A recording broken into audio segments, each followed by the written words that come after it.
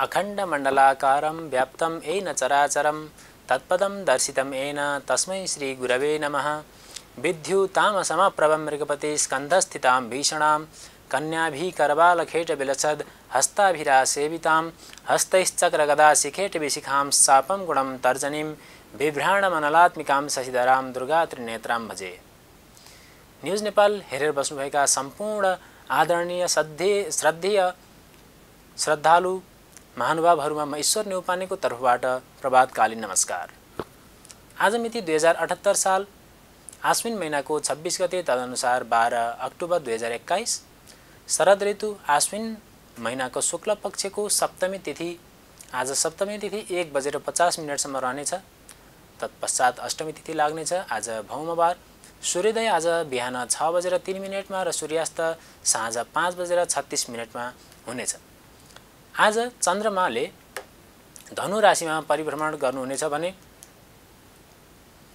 आजको चन्द्रमा धनु राशिमा भएको कारण धनु राशि हुनेहरूका लागि आजको दिन विशेष फलदायक रहनेछ। त्यस्तै आज शोभन योग रहेको छ 2:23 सम्म। त्यस उपरान्त अतिगण्ड योग लाग्नेछ। आज गर करण 2:57 सम्म रहनेछ भने तत्पश्चात वणिजक नामको करण रहनेछ। आज छैठौं दिन तर फुलपाती सप्तमी तिथिको कारण फुलपाती। आज विभिन्न शक्तिपीठहरूमा फुलपाती भित्र्याउने दिन। त्यसैले आजको तिथि अनुसार आज सप्तमी तिथि। आजको पञ्चाङ्ग पश्चात अब आज नवरात्र विशेष सप्तमी षष्ठी दिन र सप्तमी तिथिको बारेमा केही जानकारीहरू हजुरहरूका समक्ष प्रस्तुत गर्न गइरहेको छु। आज सप्तमम कालरात्रिश्च भनेर हामीले अस्ति श्लोकमा भनेका थियौं। आज त्यही देवी कालरात्रि देवीको पूजा अर्चना हुने दिन हो। जसरी महाकाली, महालक्ष्मी र महासरस्वती देवी भगवती परम्बा दुर्गा देवीको उपासना पूजा गर्दछौं, त्यसै गरी आज विशेष रूपमा जहाँ हामीले देवीको स्थापना गरेको छौं त्यो स्थानमा हामी कालरात्रि नामकी देवीको पूजा अर्चना गर्ने गर्दछौं। कालरात्रि देवीको पूजा गर्दाखेरि र उहाँले आफ्नो देवी भागवतमा उहाँका वर्णन भएअनुसार उहाँले सिद्धिद्वार आज खोल्ने, उहाँको आजको ध्यानले सिद्ध प्राप्त गरिने कुराको वर्णन गरिएको पाइन्छ। कालरात्रि नाममै उहाँको केही अर्थ पनि छ। कालरात्रि अर्थात् कालो रात्रि जस्तो अनुहार भएको देवी। उहाँको अनुहार कालो छ। उहाँलाई कालिका पनि भनेर सम्बोधन गरिन्छ। जयन्ती मङ्गला काली भद्रकाली कपालिनी दुर्गा क्षमा शिवा धात्री स्वाहा स्वधा नमस्तुते। यसमा पनि हामी देवीकै नामहरूको उच्चारण गरेका हुन्छौँ। यहाँ पनि कालरात्रि भन्ने देवीको नाम आउँछ। कालरात्रि भन्ने बित्तिकै उहाँको स्वरूप कालो वर्णको छ। उहाँको स्वरूपमा विद्युत अर्थात् विद्युत प्रवाह भइरहे जस्तो त्यस्तो तेजिलो, त्यस्तो चम्किलो दिव्य अनुहार छ। र उहाँले कालरात्रि अर्थात् कालका चिजहरू जसलाई हामीले नकारात्मक स्वरूपमा वर्णन गर्छौं, नकारात्मक स्वरूपको चिन्तन गर्छौं, जुन विषय कालो हुन्छ अर्थात् अन्धकार हुन्छ त्यसलाई हामी नराम्रो विषयका रूपमा चित्रण गर्छौं। त्यस्ता नराम्रा विषयहरूलाई हरण गर्न सक्ने सामर्थ्य राख्ने देवीका रूपमा कालरात्रि देवीको पूजा अर्चना हुन्छ। उहाँको नामले बोकेको अर्थ पनि सामान्यतया यो पनि हो। उहाँ आफू कालो वर्णको भएका कारण पनि उहाँलाई चिन्न सजिलो छ। उहाँले अन्धकारको निवारण गर्ने, कालको निवारण गर्ने र विभिन्न मानिसहरूका हृदयमा रहेका विभिन्न नकारात्मक विषयहरू, काला विषयहरू, नराम्रा विषयहरूलाई उहाँको स्मरणले, कालरात्रि देवीको स्मरणले हामी हटाउन सक्दछौँ। उहाँबाट त्यो दिव्य अनुकम्पा मानवलाई प्राप्त हुन सक्दछ। आज उहाँले कालरात्रि देवीले सहस्रार चक्र खुलेको, उहाँको सहस्रार चक्र खुलेको र उहाँले ध्यान गर्दाखेरि त्यस चक्रको मार्गमा उहाँ पुग्न सफल भएको विभिन्न स्थानमा उल्लेख पाइन्छ। देवी भागवतमा पनि यसको विषयमा उल्लेख छ। र मानवहरूले पनि यदि उहाँको वन्दना गर्यो, उहाँको ध्यान गर्यो, उहाँको पूजा अर्चना पश्चात उहाँको ध्यान गर्यो भने मानव पनि त्यो मार्गमा पुग्न सक्दछ, त्यो मार्गलाई प्राप्त गर्न सक्दछ भन्ने विश्वास छ। र आजका दिनमा कालरात्रि देवीको पूजा गरे पश्चात मान्छेहरूले आफ्ना कर्ममा सिद्धि प्राप्त गर्न सक्दछ, आफ्ना कर्ममा निवृत्त हुनु पर्दैन, त्यसैमा लागिरहन पाउँछ र त्यो कार्य उसको सफलतापूर्वक निर्विघ्नतापूर्वक सम्पन्न हुन्छ भन्ने विश्वास पनि छ। कालरात्रि देवीले मानवको हितका लागि, देवताको हितका लागि विभिन्न कालरूपी, विभिन्न रात्रिरूपी, अन्धकाररूपी राक्षस प्रवृत्तिहरूलाई निमेषभरमा सखा पार्ने, त्यस्ता प्रवृत्तिहरूलाई हरण गर्ने सामर्थ्य लिएर विद्युतको जस्तै, बिजुलीको जस्तै त्यो गरगनाहट, गर्जाहट र त्यो शक्ति लिएर उपस्थित हुनुभएको देवीको नाम हो। उहाँको पनि वाहन सिंह हो। उहाँ सिंहमा विराजमान भएर विभिन्न प्रकारका शत्रुहरूलाई हरण गर्नुहुन्छ। यहाँ वाहन सिंहको अर्थ के भने सिंह जङ्गलको राजा हो। कुनै पनि विषय, कुनै पनि स्थान, कुनै पनि विशेष ठाउँको यदि सर्वोत्कृष्ट मान्छे गनिन्छ अथवा सर्वोत्कृष्ट गनिन्छ भने उसको केही न केही गुण पक्कै हुन्छ। जसरी मानिसहरूले 7 अर्बभन्दा माथि, 7 खर्बभन्दा बढीका मानिसहरूमध्ये विश्वमा केही मात्र गन्न सकिने मान्छेहरू अग्रपङ्क्तिमा छन्, त्यसको एउटा विभिन्न व्यक्तिहरूलाई आफ्नो मुठीमा राख्न सफल छन्, अथवा भनौँ सरकार सञ्चालन गर्ने र देश सञ्चालन गर्ने क्रममा अगाडि छन्। तिनीहरू पनि साधना पश्चातको एउटा प्राप्ति, सिंह जसरी जङ्गलको राजा बन्न सक्यो त्यसै गरी उनीहरू पनि कुनै न कुनै गुणले सम्पन्न भएर अगाडि आएका हुन्। जसरी देवीको सिंहको वाहनलाई प्रयोग गरेको विषय उल्लेख छ, यसबाट हामीले के बुझ्नु पर्दछ भने जसको साथमा हुन्छ, जसलाई साथमा लिइन्छ, उसबाट पनि उसले धेरै कुराहरू प्राप्त गर्न सक्दछ। देवीले सिंहलाई आफ्नो वाहनका रूपमा प्रयोग गर्नुहुन्छ। उहाँ के कामका लागि अगाडि बढ्दै हुनुहुन्छ भने उहाँ विभिन्न रावणी प्रवृत्ति, राक्षसी प्रवृत्ति, रात्रिरूपी प्रवृत्ति, कालरूपी प्रवृत्तिहरूको विनाश गर्न, त्यसलाई सदाका निम्ति भाइ गर्न, त्यसलाई सदाका निम्ति हटाउनका निमित्त मानवहरूको, देवताहरूको प्रतिनिधित्व गर्दै उहाँहरूको लागि, उहाँहरूको शान्ति वैभवका लागि प्रयासरत हुनुहुन्छ। त्यसकारण पनि उहाँले उहाँको वाहन सिंहको रूपमा चित्रित गरेको हो। त्यसैगरी उहाँको 4वटा हात भएको वर्णन छ यसमा। हामी अस्ति 8वटा हात भएकी देवीको कुरा गर्दै थियौँ। 4वटा हात भएकी देवीले 4वटा हातका अर्थ भनेको उहाँले विभिन्न प्रकारका ती नकारात्मक कुराहरूलाई जसरी 2 हात भएका मानवले त्यसलाई निवृत्त गर्न सक्दैनन्, त्यसबाट उन्मुक्ति पाउन सक्दैनन्, त्यस विषयमा देवीको 4वटा हात अर्थात् उहाँसँग केही बढी शक्ति छ, केही बढी सामर्थ्य छ, केही बढी उहाँले सिद्धता प्राप्त गर्नुभएको छ भन्ने विषय यहाँबाट स्पष्ट हुन्छ। भनिन्छ नि, शैले शैले न माणिक्यम मौक्तिकम न गजे गजे साधभो नहि सर्वत्र चन्दनम न बने बने। शैले शैले न माणिक्यम, हरेक पर्वतहरूमा मणिहरूले सुसज्जित हुन सक्दैन। हरेक पर्वतमा मणि जस्ता बहुमूल्य सामग्रीहरू प्राप्त गर्न सकिँदैन, विशेष स्थानमा मात्रै प्राप्त गर्न सकिन्छ। मौक्तिकम न गजे गजे, हरेक हात्तीहरूको मथमा मोतीहरू प्राप्त गर्न असमर्थ छ। त्यसमध्येका विशेष गज अर्थात् हात्तीहरूमा मोतीको प्राप्ति हुन्छ। त्यस्तै साधवो नहि सर्वत्र, साधुहरू सबै ठाउँमा सर्वत्र उपलब्ध हुँदैनन्, विशेष स्थानमा मात्रै प्राप्त हुन्छन्।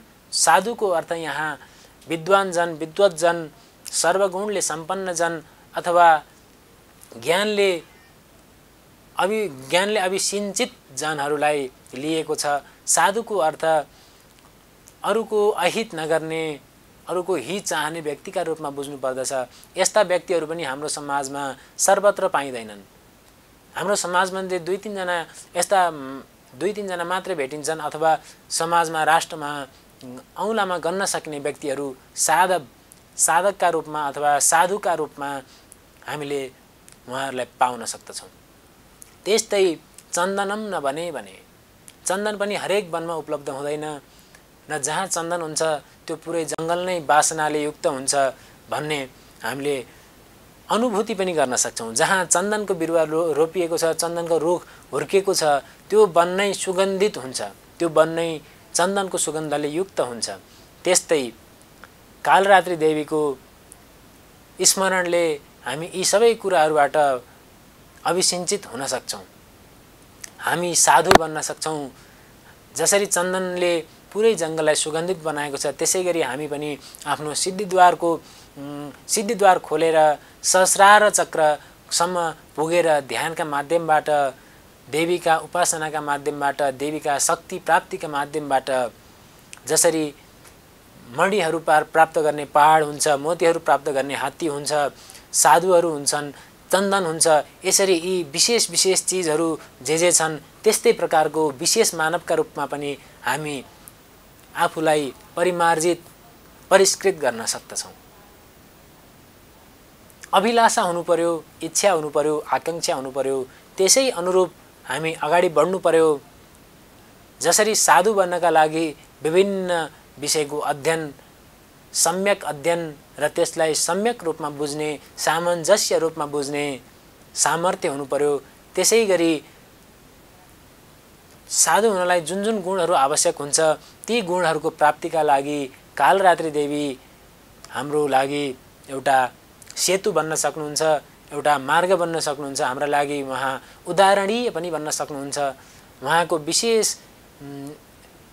विशेष कलाहरूको वर्णन, विशेष उहाँले राक्षसहरूप्रति गरेका ती जितहरू, विजयका कुराहरूलाई, त्यस मार्गसम्म पुग्नलाई उहाँले गरेका तपस्याका कुराहरूलाई हामीले पढ्यौँ भने, अध्ययन गऱ्यौँ भने सफलताको लागि के चिजको आवश्यकता पर्दछ, सफलता प्राप्त गर्नका लागि हामीले कस्तो साधना गर्नुपर्दछ भन्ने विषय स्मरण गऱ्यौँ भने पक्कै पनि हामी लक्ष्य प्राप्तिको मार्गमा पुग्न सक्छौँ, लक्ष्य प्राप्तिको बिन्दुमा पुग्न सक्छौँ, लक्ष्य प्राप्तको मार्गमा उन्मुख हुन सक्छौँ। त्यसै कारण यो श्लोक यो एउटा नीति श्लोक हो। यसले के इङ्गित गर्न खोजेको छ भने हामीले आफूलाई विशेष बनाउनलाई साधना गर्नुपर्दछ। आफ्ना सिद्धिद्वारहरू खोल्नका लागि, आफ्ना सहस्रार चक्रहरू खोल्नका लागि, चक्र भनेको पनि यो मस्तिष्कको कुरा हो। विभिन्न शरीरमा योग गर्ने व्यक्तिहरूलाई यसका विषयमा केही जानकारी हुनसक्छ। यी विभिन्न चक्रहरूको अभ्युदयले यी चक्रहरू त पहिलेदेखि हुन्छन्, तर त्यसलाई खोल्नु पर्यो। यदि कुनै पनि विषय प्राप्त गर्नको लागि त्यसको ढोका त खोल्नु पर्यो नि। यदि पर्समा पैसा छ भने पर्स निकालेर खोल्नु पर्यो। यदि धारोबाट पानी निकाल्नको लागि धारो खोल्नु पर्यो। बिजुलीबाट बल्ब बाल्नको लागि स्विच अन गर्नु पर्यो। त्यस्तो गरे जस्तै हाम्रो भित्र अन्तर्निहित भएका क्षमता, विभिन्न चक्रहरूलाई आफूमा सिञ्चित गराउनको लागि, त्यसबाट आफूले लाभ लिनको लागि, त्यसलाई आफूले प्रयोग गर्नका लागि, त्यसका लागि साधना गर्नुपर्ने हुन्छ। त्यही साधनाको विषयमा मैले यो श्लोक पनि भने। आज सप्तमीको दिन हो। सप्तमी 6औं दिन, तर तिथिका हिसाबले सप्तमी आज फूलपाती। आज विशेष तरिकाले विभिन्न देवीका शक्तिपीठहरूमा फूलपाती भित्र्याउने विशेष कर्म गरिन्छ। यसमा हिजो हामीले भने जस्तै हिजो हामी बिल्वपत्र निमन्त्रणा गऱ्यौँ। सोही बिल्वपत्र जहाँ हामीले निमन्त्रणा गरेका थियौँ त्यहाँ गएर त्यो बिल्वपत्रबाट पत्रहरू लिएर आएर त्यसबाट हिजो भने जस्तै 2टा फल भएको, 2टा बेल फलेको हाँगा सहितको बिल्वपत्र ल्याएर हामीले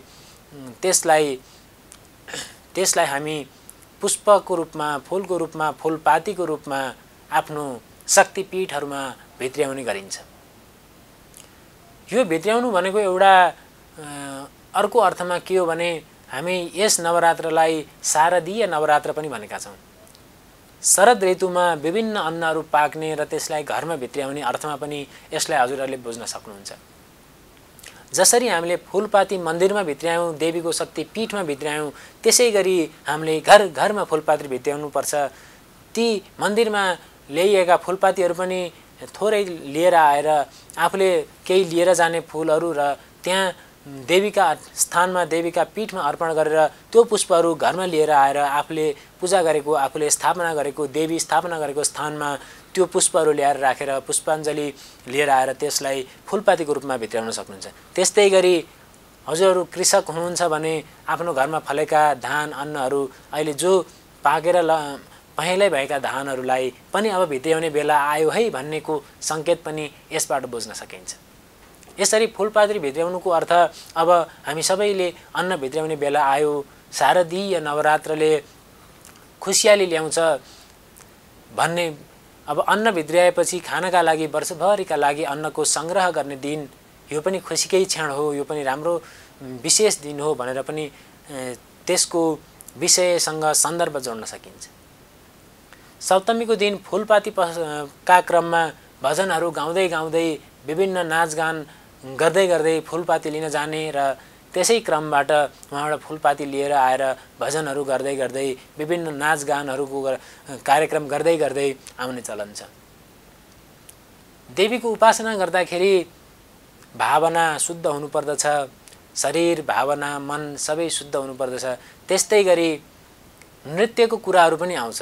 शिवजी पनि ताण्डव नृत्य गर्नुहुन्थ्यो, देवीहरूले पनि विभिन्न दुष्टका संहारका क्रममा यस्तै प्रकारका नृत्यहरू गरेको प्रसङ्गहरू छ। त्यस्तै मानवले पनि आफ्नो शारीरिक स्फूर्तिको लागि नृत्य जरुरी छ। नीतिमा अर्को एउटा श्लोक छ, जो मानिसले साहित्य सङ्गीतबाट विहीन हुन्छ, जो मानिसले साहित्य सङ्गीत अथवा कलालाई स्मरण वा बेवास्ता गर्छ त्यो मानिस हुन सक्दैन। साहित्य सङ्गीत कला विहीन साक्षात् पशु पुच्छ विषाणहीन। साहित्य र सङ्गीत अथवा कुनै पनि कलाले यदि हीन छ भने अथवा कला प्रति लगाव पनि छैन र कला पनि जानेको छैन भने त्यो मानिस नै होइन, त्यो त विष नभएको र पुच्छर नभएको पशु समान हो भनेर भनिएको छ। यसको अर्थ के भने मानवको सबैभन्दा छिट्टै प्रभाव पार्ने, मानवको हृदयमा सबैभन्दा तेज गतिमा प्रभाव पार्ने भनेकै साहित्य सङ्गीत र कलाले हो। हरेक मानिसलाई कुनै न कुनै कलाले छुन्छ, कुनै न कुनै सङ्गीतले छुन्छ, कुनै न कुनै साहित्यले छुन्छ। साहित्य सङ्गीत र कला यी तीनमध्ये कुनै विषयले मानव हृदयलाई हर्षित बनाउन सक्छ, झोक्राइरहेको मान्छेलाई स्पन्दित बनाउन सक्छ। कुनै भर्खरै पलाएको टुसा ओइलाएको छ भने त्यस्तो मलजल गर्यो भने त्यो हरियो भएर जसरी टुसा उर्वर हुन्छ त्यसले आफूलाई अङ्कुरित गर्छ। त्यसै गरी मानव पनि यदि कुनै विषयमा चिन्तित छ भने साहित्य सङ्गीत र कलाका माध्यमबाट उसको अन्तर्हृदयको हर्षित मुद्रालाई, उसको व्यक्तित्वलाई उजागर गर्न र त्यस किसिमका चिन्ताहरूबाट निवृत्त गराउन पनि साहित्य सङ्गीत र कला सार्थक र प्रासङ्गिक हुन आउँछ। यसरी कालरात्रिका विषयमा कुरा गरिरहँदा कालरात्रि देवीले सम्पूर्ण प्रकारका सिद्धिहरूका द्वार खोलिदिनुहुन्छ भन्ने विश्वासका साथ मानिसले साहित्य सङ्गीत र कलालाई पनि स्थान दिनुपर्छ। आज फुलपाती भजन गर्दै गर्दै फुलपाती भित्र्याउनुपर्छ भन्दै आजका दिनका विषयहरू यति नै। अब अर्को विषय लिएर भोलि फेरि पुनः उपस्थित हुनेछु। अन्तिममा हजुरहरू सबैसँग बिदा माग्दै यो श्लोकबाट म आफूलाई यस कार्यक्रमबाट बिदा हुन चाहन्छु। नमस्कार। सर्वे भवन्तु सुखिनः, सर्वे सन्तु निरामया, सर्वे भद्राणि पश्यन्तु, मा कश्चित् दुःखभाग् भवेत्। सबैका दुःखहरू हरण हुन्, सबैका विभिन्न प्रकारका क्लेशहरू शान्त भएर जाउन्। देवी माताको अनुकम्पा कृपा सबैमा प्रदत्त भइरहोस्। देवी माताको कृपाले हजुरहरूका सम्पूर्ण कार्यहरू सिद्ध हुन्। नमस्कार।